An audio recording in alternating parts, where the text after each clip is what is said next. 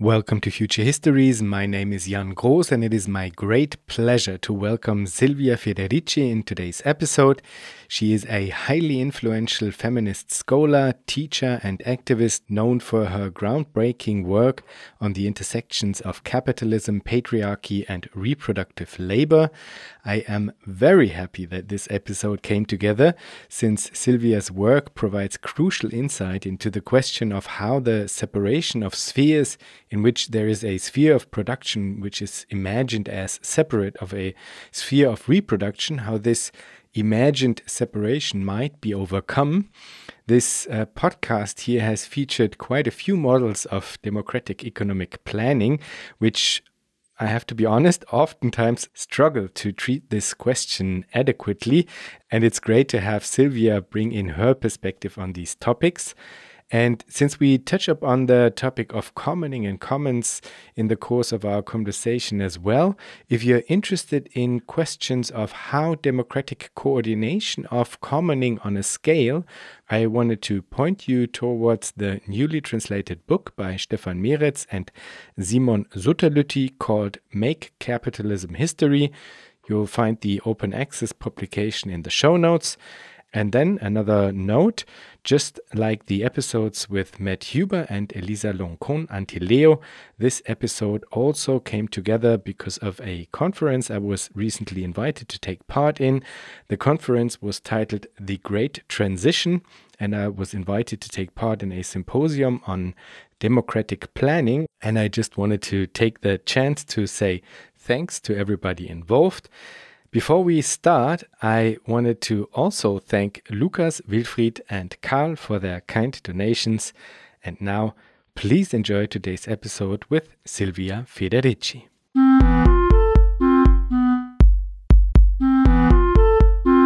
Silvia, I'm thrilled and honored to have you on the show. Welcome. Yes. So thank you so much. And I would like this to be a conversation, and you introduce me to the topic of today, and give me a little bit of the background of, introduce your audience to the issues and the topic that we're going to discuss today. Yes, absolutely. Well, I think we will start with a question that goes in the direction of your critique towards the idea of progress, and then we'll kind of move along to topics of commons and topics of democratic planning, maybe. I'm very much interested in this topic. And at the end, I will have some questions around the question whether or not we should overcome the category of labor as such, because in some of the models for democratic planning, for example, unfortunately, the category of labor is not overcome, and there are still some forms of connection between work and pay, and I'm quite critical of this approach, so I would be interested in what you think about it. But we will start with a question on progress, if that's all right with you. Yeah, of course, but there is a broad literature to which I refer, actually, that has criticized progress as this Enlightenment bourgeois conception, that it's very evolutionary. It's a very evolutionary conception, but has been used to actually justify, capitalist development. Justify and in a sense, erase the cost of it, erase, all the atrocities that capitalist development has left and in its wake. So, and has sponsored in order to realize. So progress, it's a great lie. Progress is the great lie, of capitalist ideology. And in fact, we can really measure. How do we measure progress? I think this is a very fundamental question. How do we measure progress? What are the value? What are the core value that enable us to decide whether a society is progressing or not? And within capitalist ideology, progress is measured in terms of technological development. So that today, for example, right, we can communicate. Vienna and New York, we can communicate. This is progress, right? Obviously, people could not do it in the Middle Ages. But when we look, for example, today in terms of true exchange of knowledge, can we really say that the technology has allowed human beings as a whole, the human community, to really exchange, grow in terms of its understanding of each other? No, obviously not. We have a situation of permanent welfare now in most parts of the world. If we did have real progress, we wouldn't have 2 centuries of capitalist development that have destroyed the life of millions and millions and millions of people. So that when technological development is in fact being primarily put at the service of capitalist accumulation of individual private wealth and military destruction. World War I, millions of people killed. World War II, the threat of nuclear warfare. We are now speaking of a society in which even human life is such, because of the technology, because of the very so-called technological development that is associated with the notion of progress, then we can see that we have to really reconceptualize what is valuable, what is that we should struggle for, what kind of society we want to construct. So let's leave behind as totally tainted the notion of progress, and instead seeing that this development that is associated with progress, has in fact brought more and more misery, more and more impoverishment. Today, there are millions and millions of people who are totally impoverished, who have been expelled from their lands, whose cultures have been destroyed, thousands of languages, species, natural species, and also human community who have been completely destroyed. Entire cultural world is like, what progress is that? What is the measurement we use? So this is my response to progress. There's this strand within orthodox Marxism, which likes to argue that first there has to be capitalism that would sufficiently develop the forces of production, and only then, on the basis of that, real communism would be possible. And of course, you refused this notion. Absolutely. But I'm asking myself, what does this mean for alternatives to capitalism then, for this idea of transition as well? Because I have to think, for example, about the recent work of Kohei Saito. I don't know if you're familiar with his work. He's developing this idea of degrowth communism, which is kind of arguing in a similar direction, that progress in the capitalist sense is not necessary to develop communism. I would be interested in your opinion on what does this mean to reject this specific idea of progress for the question of alternatives to capitalism. Absolutely. So the question of, I think Marx's idea, and, it would be very interesting. I think that probably Marx lived at the historical and political conjunction. This is the sense I can make of it, that he lived at historical political conjunction where the possibility of a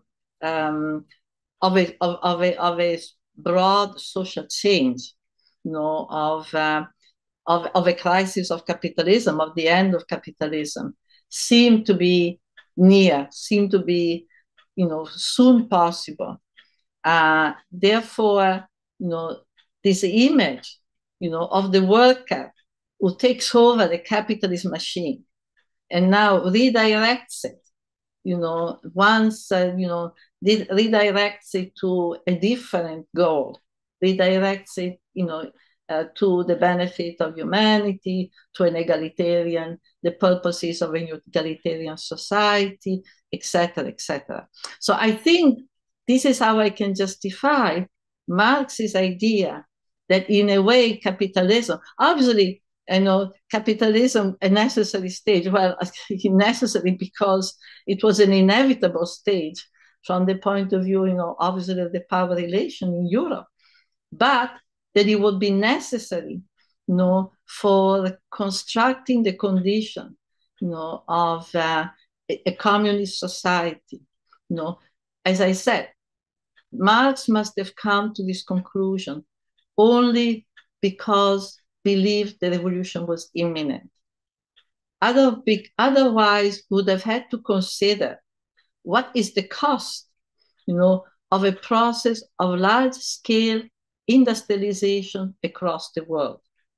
Even from the point of view, right, of what it costs to industrialize the globe in terms of its impact on nature. But that's only one consideration. What he did not consider is the capitalist development destroys the very condition for a communist society, creates technological condition, but destroys other conditions. Destroy, for example, changes people's subjectivities, destroys common solidarity, destroy commonality, and so that whereas it creates, new technological means, at the same time there's a process of destruction of human relation, that makes the advantage of a new technology, right, and limits tremendously what the advantage. And there's a third consideration, which is it really technological underdevelopment that was the cause in the Middle Ages or other society, of people's misery, of people's hunger, of communities' inability to reproduce themselves? Or it was the social relation, the fact that in the Middle Ages you had a feudal world that was built on the exploitation of people, where those who made decisions was a military class, right? So the idea that in a way capitalism was necessary because it provided the means to, overcome hunger, overcome poverty, overcome scarcity. No, technology was never the problem of scarcity. Technology, the lack of technology. And we know, for example, that there were other roads to technological development. For example, in China, China had reached a quite high level of technological development by the 16th century. There were other roads to technology other than the capitalist one. That the fact that the capitalist road to technological development, was built on the exploitation of labor, on the destruction of community, on violence, all these also undermine, the advantages. And moreover, what technology was invented? Capitalism invented a technology that was instrumental to exploitation. It's not that the technology is not a general term. Technology is not a universal, road or form of wealth. What kind of technology capitalism has developed? Other type of technology. The technology capitalism has developed has always been a political technology, a technology that served to defeat, right, to contrast, workers' solidarity, workers' capacity to resist, workers' capacity to struggle. So it is the technology that has always had built within it a political program. Capitalist technology has always built within itself elements that made it impossible to take over by a real communist society. For instance, disregard for nature. A technology that has disregard for nature is not a technology we can use. It's not a technology that should be generalized across the world. A technology that has built within itself, a program that is antagonistic to worker solidarity, antagonistic. So yes, capitalism brings workers together, but how it brings workers together? Not in a way that enhances their solidarity. So I think that Marx was wrong in terms of this idea that of the transfer of technology, right? That, okay, so the revolution, and then we take over the machine and we put the machine to good use. Well, that machine could not be put because it had built-in problems. Other machines have to be used, And secondly, he did not see the kind of devastation, and now it's all too obvious. Now it's all too obvious. One last thing. I don't particularly, of course, I'm against the idea of capitalist growth, because capitalist world growth is capitalist development, is capitalism, right? But I don't think that growth is the enemy. The enemy is capitalism. Growth is a subcategory. It's a subcategory. It's one of the pieces, right? It's one of the strategies that capitalism uses to reproduce itself. But it's not growth. The enemy is capitalism. The enemy is the exploitation of nature and human being. This is the fundamental. And in this, in a way, I agree with Marx.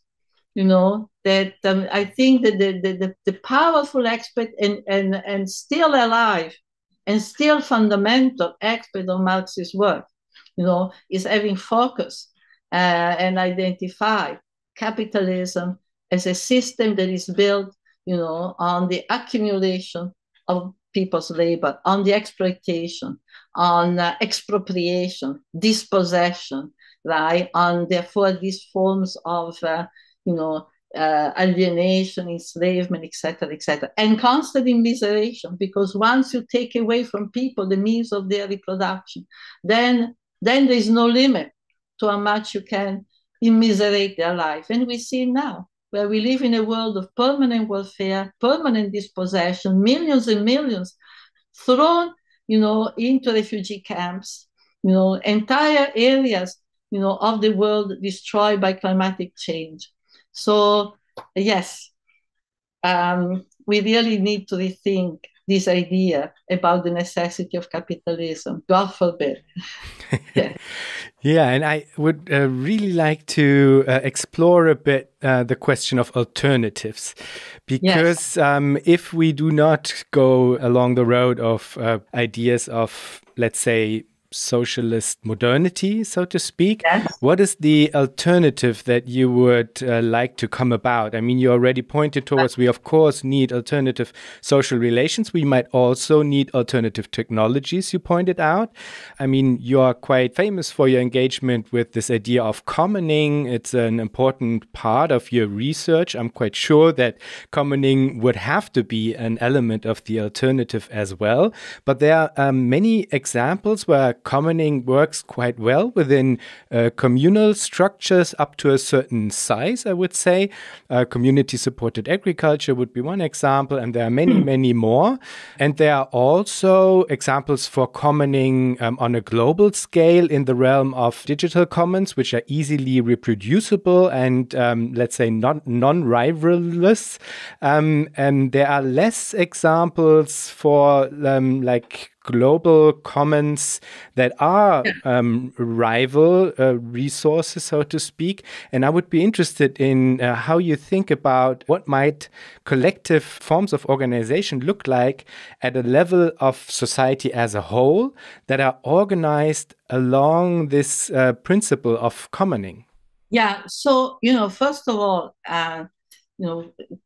what commons will be like is almost very difficult. And I don't think it is useful to actually have a map, a theoretical political map now, because even our own imagination is very much conditioned by what we have, but the situation that we are living.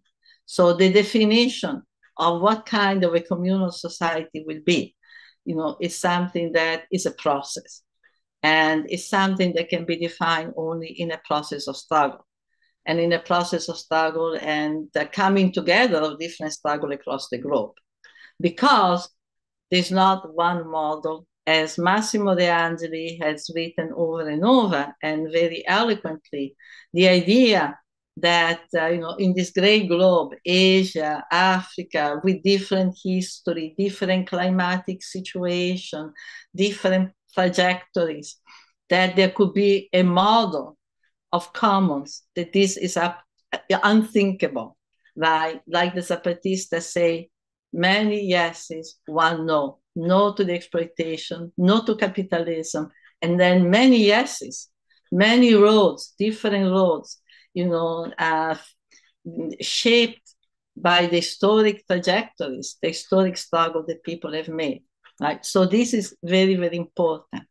And I think, first of all, no to global commons. There's no such a thing as global common. Who's going to be the agent to make decisions on the global level? We don't have a global subject. Now we have the UN, and we know what the disaster the United Nations has been. So if we're talking about, here we are already entering the discussion of what is democracy. Democracy is the rule of the people. So how do people rule, who is the global subject, right? The idea of a global superstructure, this is what capitalism has created, and we know what the global superstructure is. Capitalism is the United Nations, which is really the, institutional face of international capital. So no to that global idea of a global commons. I want to quote here over and over Maria Mies, who just died, a great feminist, one of the most lucid, powerful, anti-capitalist voices within the feminist movement. And she was very adamant about rejecting the idea of the global commons, right? And so, what we're talking about, is instead, replanting, rerouting, decision making, the construction of community, and the construction of commons, right, on localities, which doesn't mean that they are fragmented, isolated, and unconnected. Absolutely not. And here I want to make reference, for instance, to what we call Latin American was, before the conquest, before colonization. When you had, a vast world all throughout, from the south of the continent to the north, of local economies, local society, and yet with a tremendous amount of exchange, with a tremendous amount of interconnection, right? So it's not true that to think of local commons is to think, of isolation, of going back to the Stone Age. Not at all, not at all. It means that to have, for example, for instance, of confederacies of commons, and of course today we also, some of the technologies, some of the means that are in existence can also be used, but with great discrimination, And about digital commons, digital commons, right? I'm always a bit hesitant and skeptical, before embracing them, because when I think of digital today, I immediately think, massacres in the Congo. This is what I immediately think. Not only the Congo, but I'm thinking of lithium. I think, where's the lithium coming from? Where's the coltan? Where's the real earth? Where are all the minerals? And so far, those minerals have been the disaster, have been the cause of wars, have been the cause of massacres, have been the cause of recolonization of entire areas of the world. So unless we find, unless the question of not only what can be done with the digital, but how the digital is produced, unless that question becomes central to the discussion on digital common, then I have to say, no, this cannot be the solution, because we have to really realize that behind much of the warfare and much of the predatory practices, the incredibly predatory practices of international capital today, especially in Africa and Latin America, There is exactly, the need to feed this new technology, right? And unfortunately also, the new green technology, the one that is supposed to, save the earth, right? Which now depends on the production of billions of batteries, for electrical cars. Where are those batteries going to go? In which ocean? In which fields? Who is going to be the beneficiary of all that poison that is going to leak out of those batteries?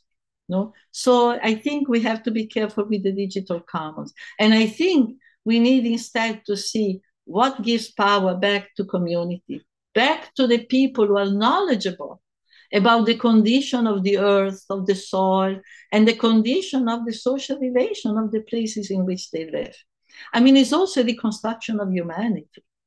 We are becoming, and now with AI, and we are becoming zombies. We are really, artificial intelligence is a big problem. The problem is also the mechanization of human beings. The mechanization of human beings. I'm really flabbergasted about how much, population, they seem to have all this power, the computer, the little phone, and so on, are in fact unable to really impact in a significant way the politics, of international capital. And at times, I even think that precisely access to these gadgets, have, in a sense, put back the struggle dozens and dozens of years. In other words, the capitalism, with the computer, with the iPhone, the iPad, and all of that, has pacified, has succeeded in pacifying and giving people the similitude of a power that in fact we don't have. Yes, we can call this, yes, we can call that, but actually decisions have been made that are extraordinary. We have people in the streets in New York. We have people dying in the streets in New York. We have the largest incarceration, the larger number of people incarcerated. This society, which is, the leading capitalist society, presumably in prosperity, is a society where people are dying in the street, where we have where people are being executed with summary processes, not to mention, the 800 jails that the US is running across the world, the military intervention in much of the world, and we are not able to stop it. And so I've been wondering how much this technology, which has been thrown at us and made more available, has also given this pseudo-empowerment. And I'm not saying that there are not advantages to it, right? But certainly we are very unaware on a day-to-day basis of the cost of this technology. We don't know whose fields have been expropriated in order to create the iPhone, right, that we use on a day, or the computer that we use. We are totally unaware of that. So the distancing also, the capitalism has produced, the distances of the places where things are extracted, where things are produced, and where things are consumed. That distances that makes us responsible and irresponsible, right? It's really a serious problem. So we need actually to bring together production and consumption so that we know if the oranges we eat, if the clothes that we wear have cost somebody's blood, have cost somebody's life, have cost somebody's, loss of land and forced migration. Yeah. Let's maybe dig a little deeper into that, because this idea of bringing together production and reproduction, or maybe in other terms, transcend this idea of separation of spheres. This is really important, I think, as you already pointed towards right now. I would be interested in what this might look like in connection to this question of organization, because you refused this idea of a global commons that that would like have a form of meta-organization, so to speak. But you also pointed out that there will be quite a lot of coordination going on between the different commons. So maybe we can cross these two. Then the question would be, what would a form of organizing a mode of reproduction, so to speak, what would that look like when these separations of spheres of production on the one side and reproduction on the other is overcome? So how to organize a, let's say, mode of reproduction between these different commons and projects and whatever entities there might be to coordinate with. Yeah, this, of course, there cannot be a universal model. I mean, I imagine if you are living in Eskimo land or if you're living in Mozambique, there are very different possibilities, right? I'm thinking, for instance, in pre-Columbian America, the example of Peru. Peru is a very elongated territory, and that elongated territory made for very different types of cultivation. Peru, before the conquest, was very alive, was an intricate system of exchanges that enabled people within a limited territory, after all, to in fact benefit, from production coming from different areas, from different type of production.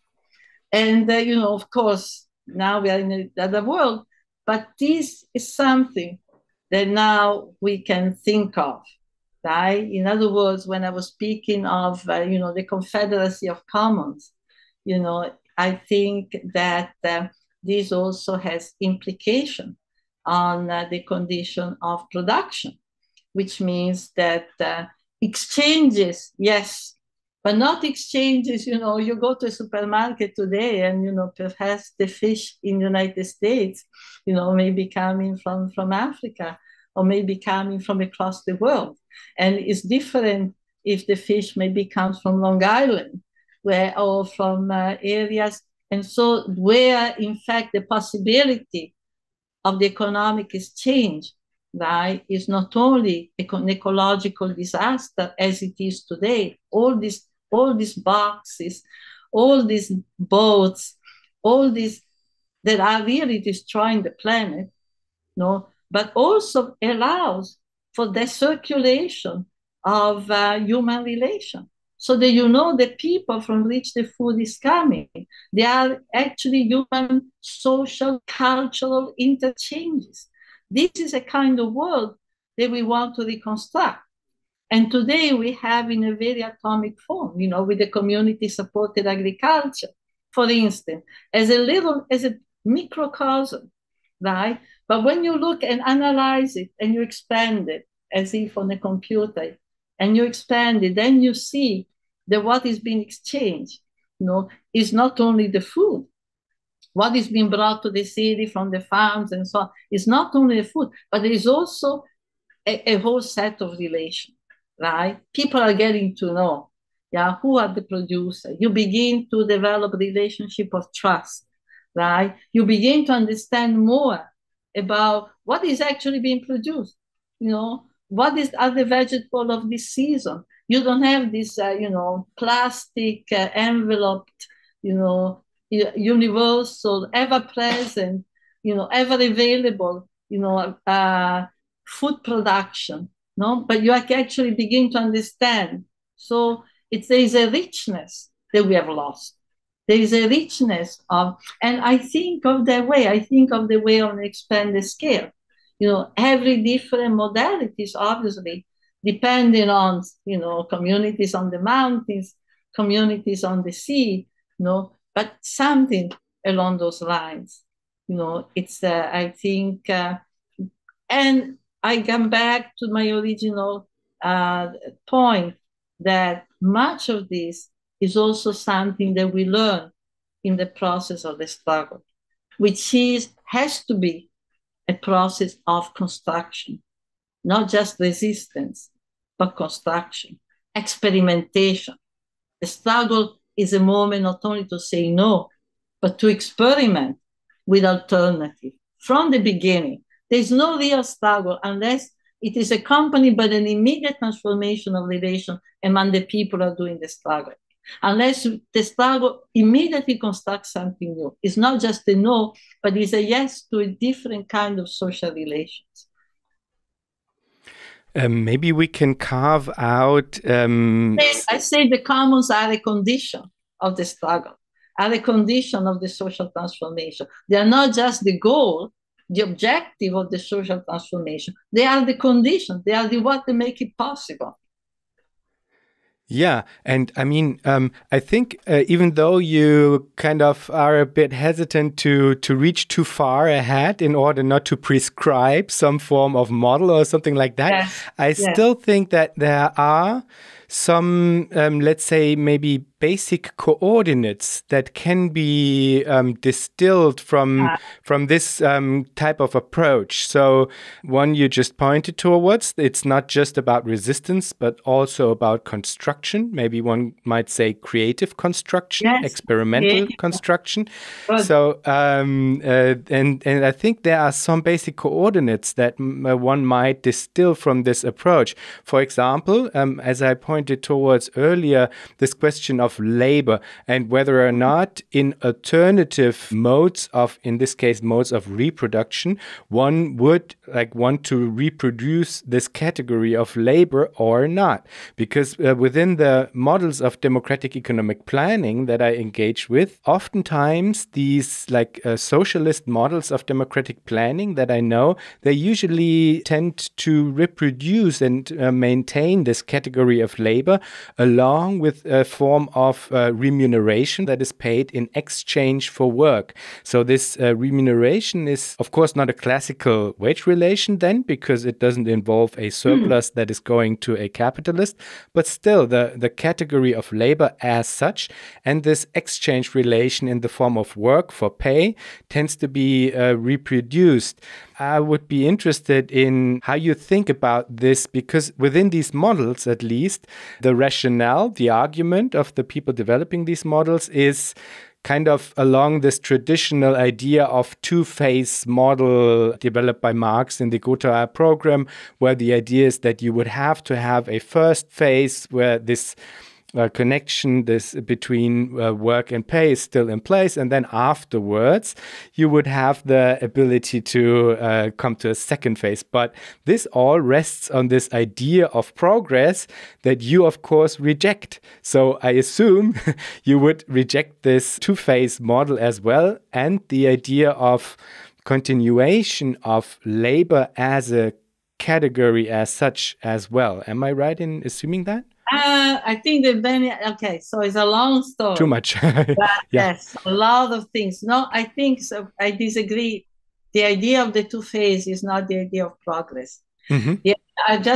The idea of progress is the ideas of this almost natural development that is attributed to social. It's a way of naturalizing social relation. And particularly capitalist relation, right? That inevitably. So the old is bad, and we're going towards the new, and the new, of course, and also the connection with technology. No, labor. First of all, the distinction, I think also in Marx, labor and work, right? The idea labor implies exploitation. Labor implies exploitation.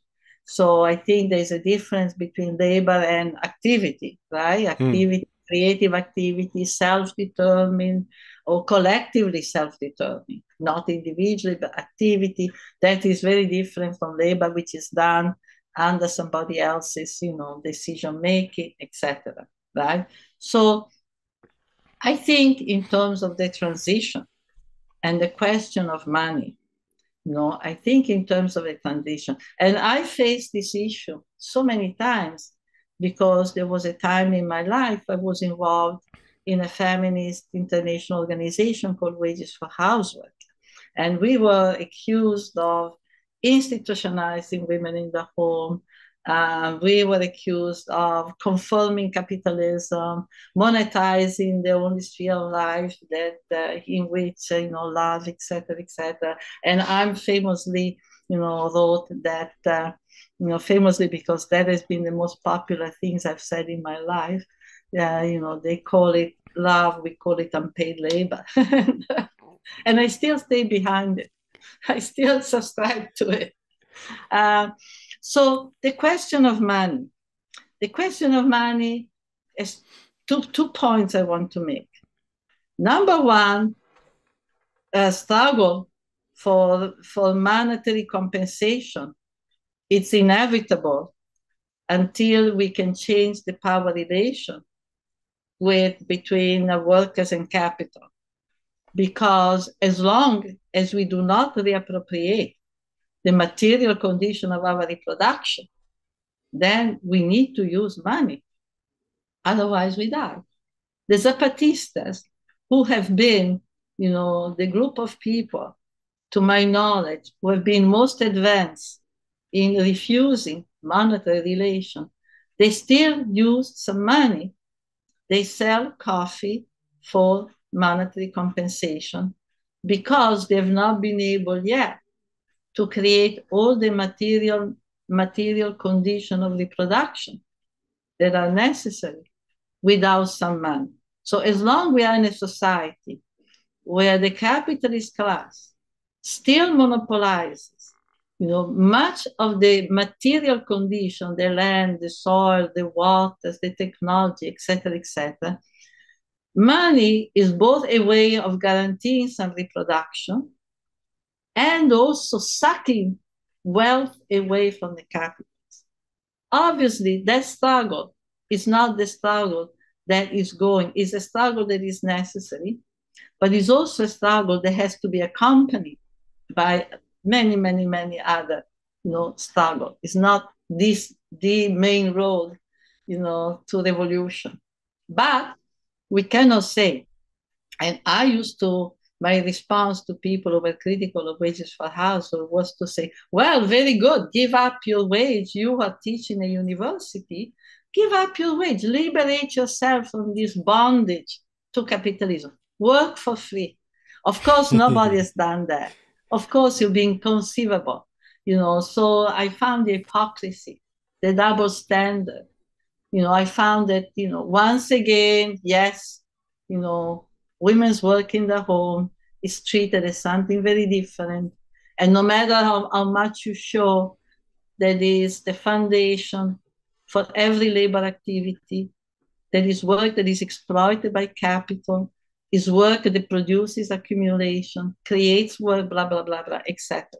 And that has put women in the condition of, having to accept any wage once they went out of the home. But so I think the money, there is a phase of struggle. And that phase of struggle, the goal of it is to change the power relation and reappropriate. So to me, the goal of our struggle in every moment, every place, every moment is reappropriate, the wealth that has been produced, the wealth that we are producing, control, land, the issue of land for millions of people, land means everything. Land means trees, land means waters, land means, leaves, medical roots. Land is such wealth that when you lose your land, you lose much more than physical sustenance. You lose a culture, you lose knowledges, you lose a tremendous amount of knowledge when you lose the land. So that process, and I think in terms of a future society, in terms of, I think of a society without money or with money, but money, see, that's the issue. What is money? But I'm thinking, I'm now, this issue of money is very much in my mind because I'm really interested in the relation between women and money. What has been historically women, yeah. And, I have this book in mind, which is called Women, Money, and the Devil. that begins with the pact on the devil between the witch and the devil gives her money, and then of course she's desperate, and she's screaming to her misery. He comes, give us some money, and eventually, of course, says, become my servants, I'll solve your problem. It's a very marital deal, totally marital. And then she copulates with him. But within a few days, the money he has given her turns into ashes. This has intrigued me. In many demonologies, you find that detail. And this has intrigued me immensely. Why? Even once they made a pact, even when they sold their soul, women could not keep the money. Even when they sold their soul, capitalism has instituted this incredible incompatibility between women and money. But aside from this, money has existed. I visited many years ago with my partner. We visited the first place in Turkey, and right now I don't remember the name. Yeah, but it's a famous place. But 3,000 years ago, the first coins were minted. 3,000 years ago. But money had a very different function than capitalist money. Money had a ceremonial function. Money sometimes served, so you didn't want to bring move cattle, etc., etc. So you'd use the money as a substitute for the transportation of goods they were to buy. But money is different in capitalism and begins to function capitalistically only when you have a society that where people have been expropriated from the capacity to reproduce themselves. At that moment, money functions in a different way, right? At that moment, money is not just exchange. Money becomes an instrument of exploitation. It becomes an instrument because then those people can be forced to work, can be forced because their sustenance belongs to them. The moment that whatever allowed you to survive is sucked away from you, then money becomes really the way that basically takes your blood away, can take your blood and your life away. So I think it's very important. So when we say there will be a future without money, maybe there will be money, but we will be functioning in a very, very different way.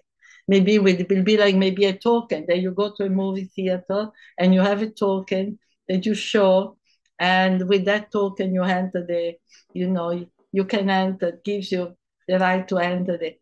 But I agree with Marx's view that the last, communism as from each according to their ability and to each according to their need, and decision made by the association of the community. That to me, it's a good model to look at. And what could be a money, but certainly not money. Money will not be able to function because it will be a society in which the wealth, the material condition of reproduction will be accessible to everybody in the community. And that's the basis of democracy. A democracy without that access is nothing. It's a world as it has become.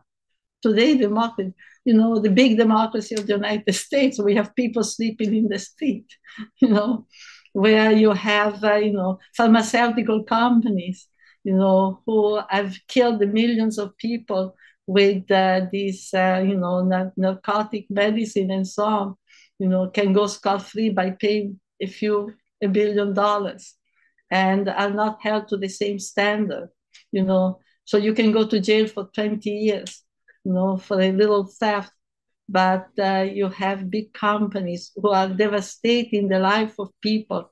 So that's not democracy.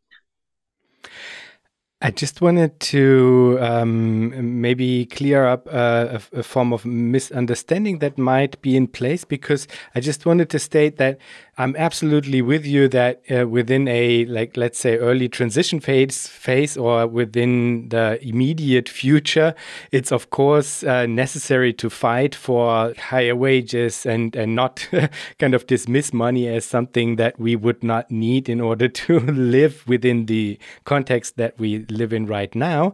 The thing is that within these models that I study, these models for democratic economic planning, they argue that even though a situation is already in place in which there is democratic control over the economy, that still then there would need to be some form of connection between work and pay in place in order to, let's say, discipline its subjects, at least for a certain period of time, because it is assumed that this would still need to be necessary, actually, at the end, for reasons of efficiency, so to speak, you know? So in order to be able to reproduce a certain type of wealth in material terms, it would still be necessary to, you know, have these mechanisms in place. And that's why I said there is a connection between this idea of a two-phase model and this idea of progress, because then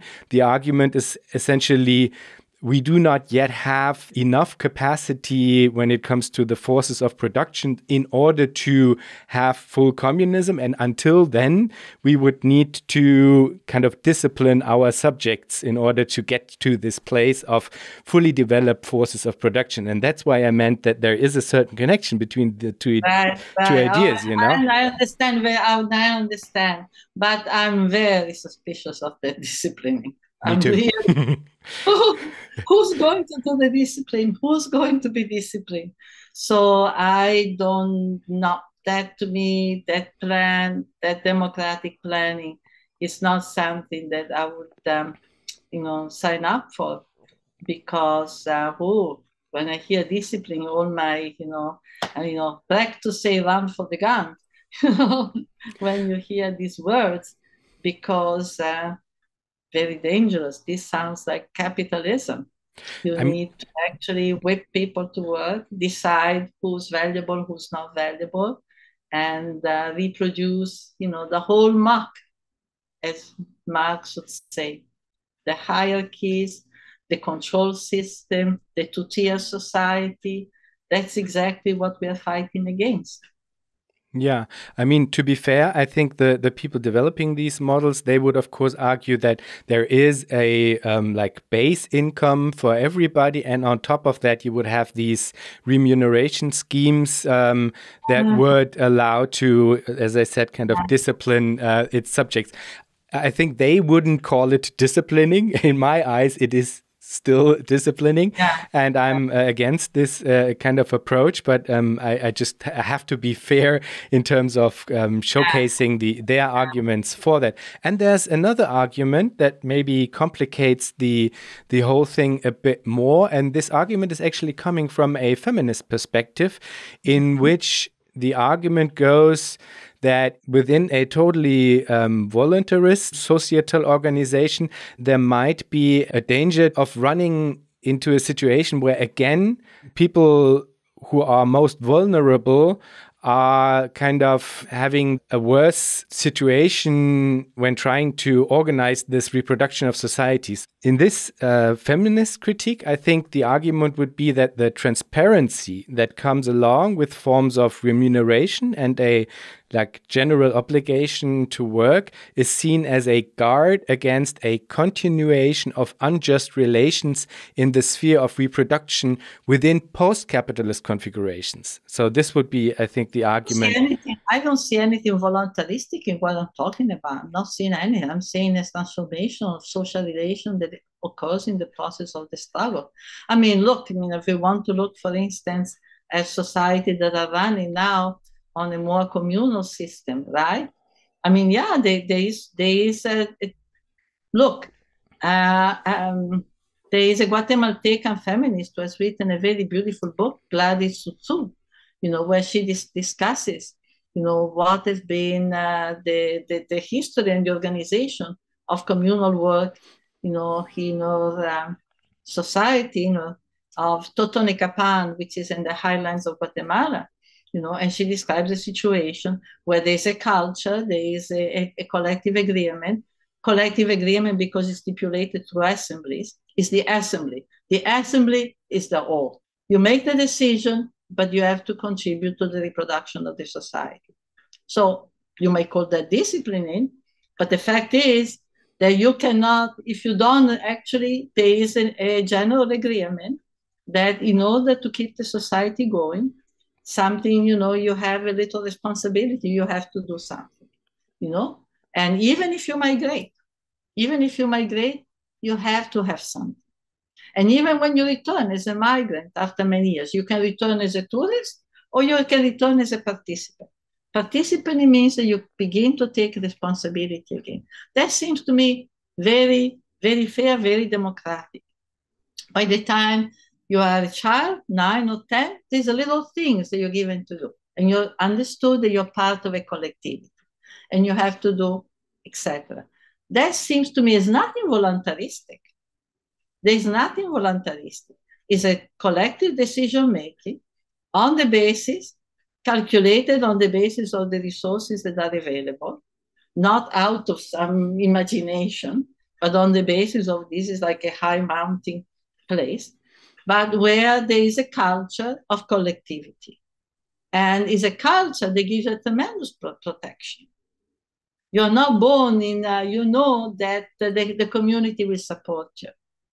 And where there's an immense solidarity also with the people who died.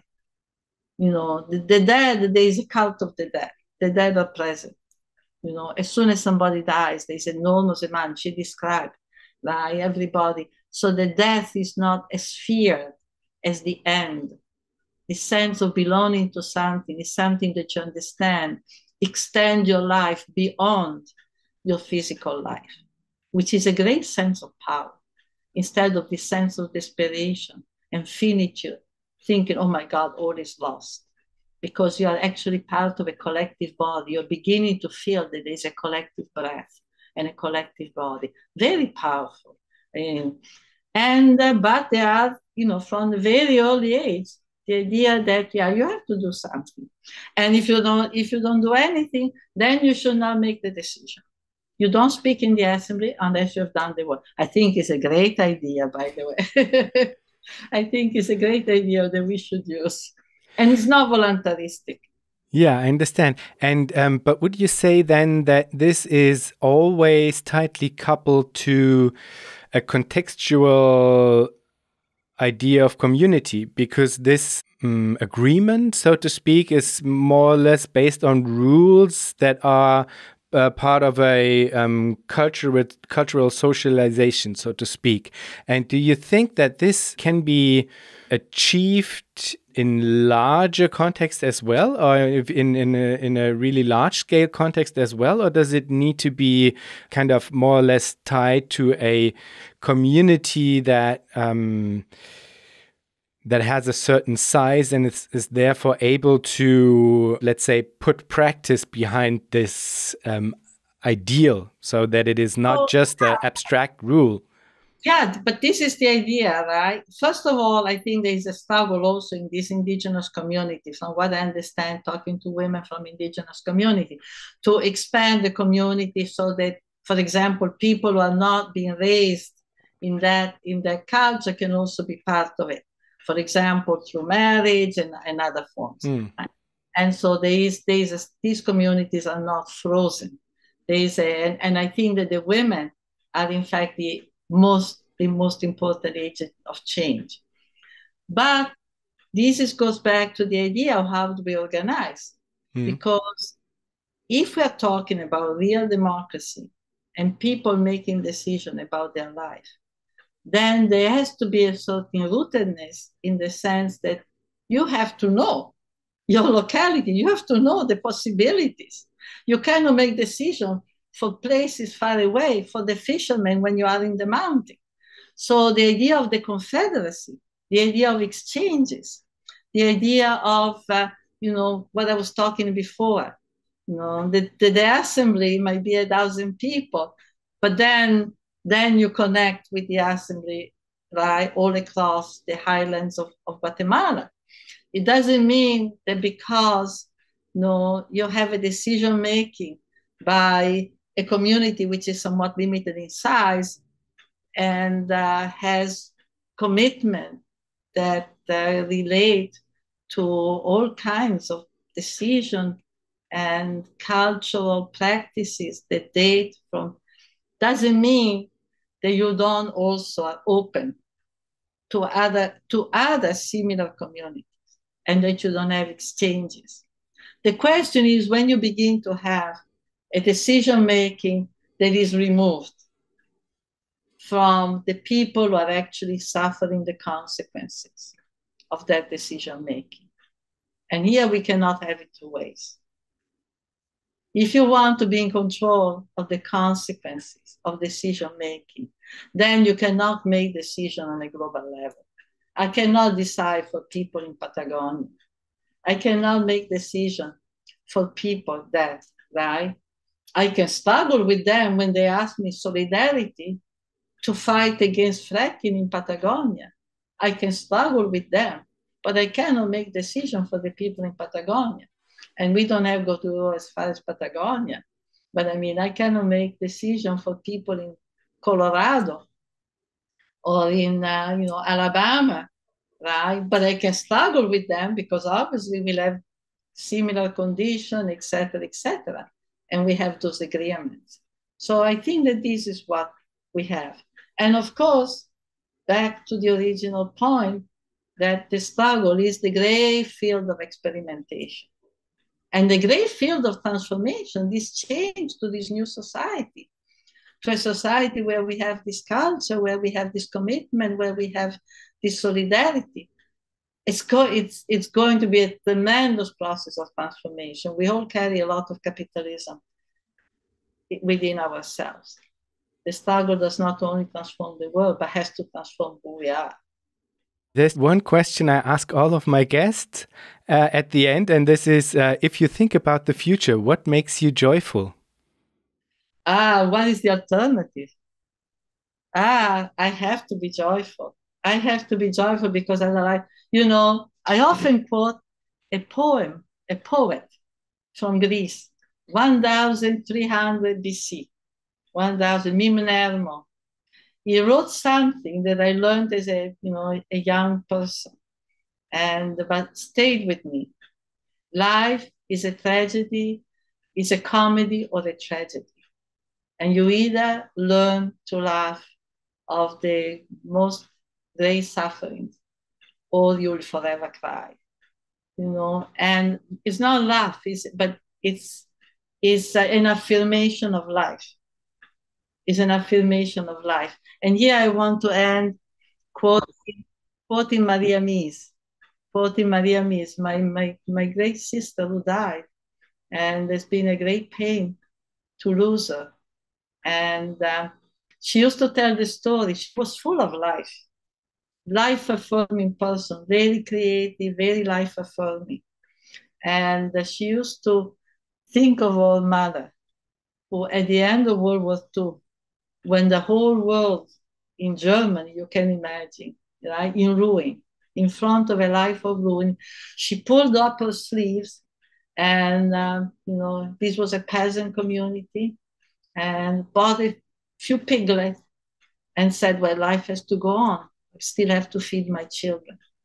And this, in Ecofeminism, a book that she wrote with Vandana Shiva, in the introduction to it, there is a beautiful, beautiful sentence that I almost memorized. I see if I can, it says that, well, in this world of capitalism that seems to be devoted to the destruction, to such a destruction of nature and human life, our work can be summed up in terms of a struggle, to nourish that impulse, the great impulse which is in every living thing, which is the impulse to reproduce themselves, which is the impulse to live, to continue.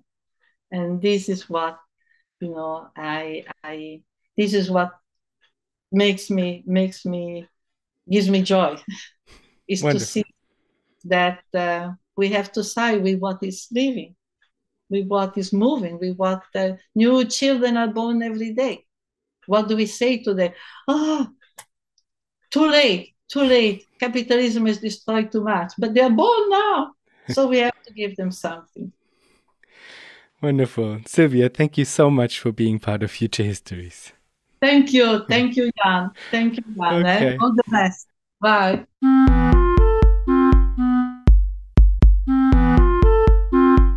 That was our show for today. Thanks a lot for listening. If you want to support Future Histories, you can do so on Patreon. For this, visit patreon.com/futurehistories, or you can simply tell a friend that you liked the show and that he, she, or they might like it as well. Thanks a lot, and hear you in 2 weeks.